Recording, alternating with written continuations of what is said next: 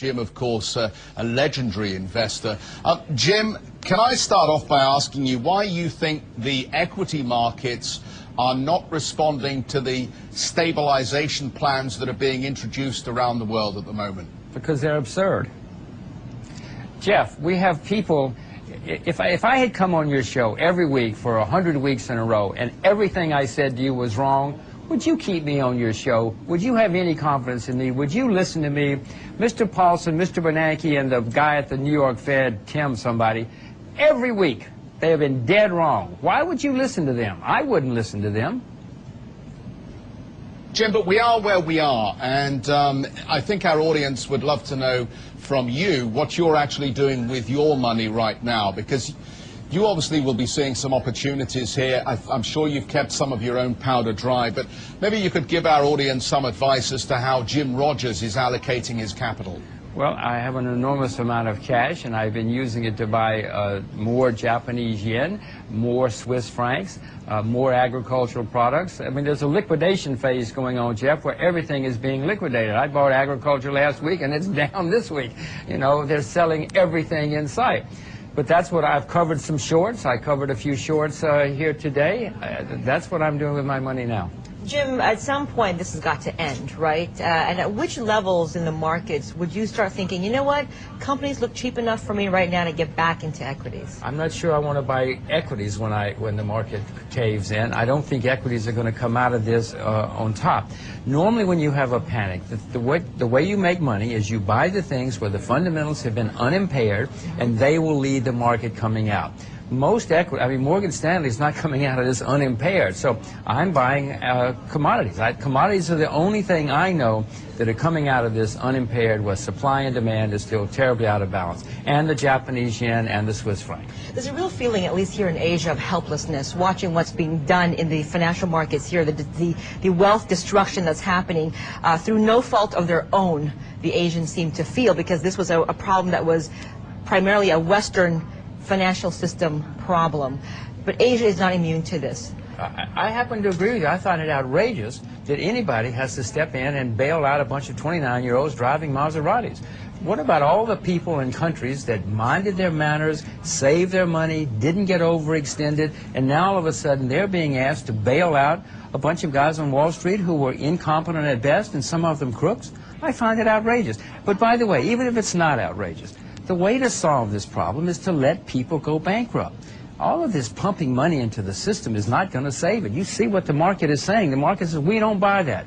Let people go bankrupt, then you will hit bottom, and then you will start over. The people who are sound will take over the assets from the people who are unsound, and we will start over. This is the way the world has worked for a few thousand years.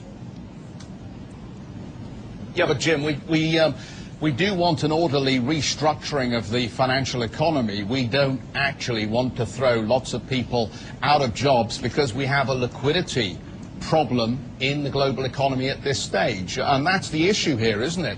We don't want to go back to Depression-era economics just because we cannot manage an orderly deleveraging of the financial economy.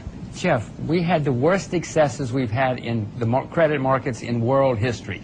You think we just wake up one morning and say, oh, well, we had a horrible, horrible period of excess, and now everything's okay, we're just going to ignore that? We're going to have to take some pain. Jeff, never before in world history were people able to buy houses with no money down. Many people bought 4 or 5 houses with no money down and no job. And then they did it with cars and student loans and credit card loans. You think we just say, well, that's too bad, we're going to start over, nobody loses his job?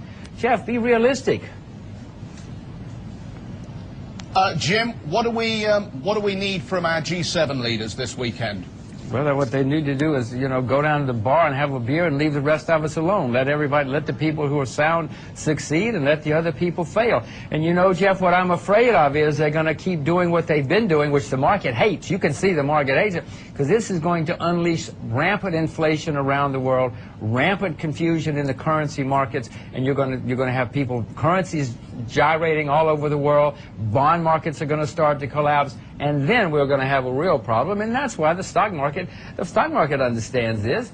They're unleashing a inflationary Holocaust because they don't know what else to do, and they're making mistakes. All right, and if I can just bring it back to Asia once again, because the Asian economies depend so much on what happens in the U.S. And yeah, you could let these companies go bankrupt. You could let this creative destruction take place in the Western financial system. But that's going to impact the exporters in Asia, the economies in Asia. So hence, people want to find a way to solve the problem and have this ordinary or ordered deleveraging. Is there anything Asian economies or Asian policymakers can do to help? Well, what they should continue to do is to save their money, keep their powder dry, and try to maintain stability in their own countries. Singapore's got gigantic reserves. Why should they throw them into the breach to bail out America? They better take care of themselves. China, the same thing. Japan, the same thing.